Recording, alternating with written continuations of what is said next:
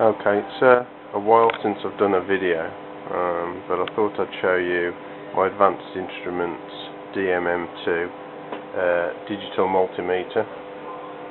What's interesting about this particular digital multimeter is that it's got a Nixie tube display. These have become quite collectible recently.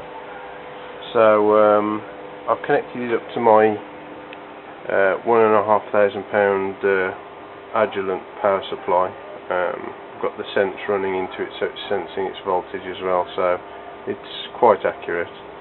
I'll just switch that on for you. So we just output at 1 volt, so it's showing 996.996, so that's very close to 1 volt.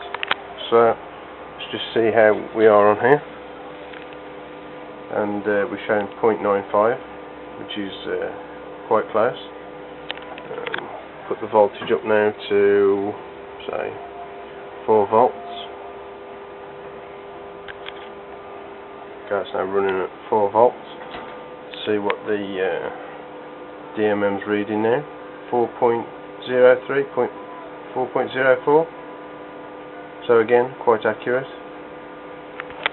Just go back up to 5 volts on the system. Okay, 4.997, and we're getting on the DMM 5.01, 5.02.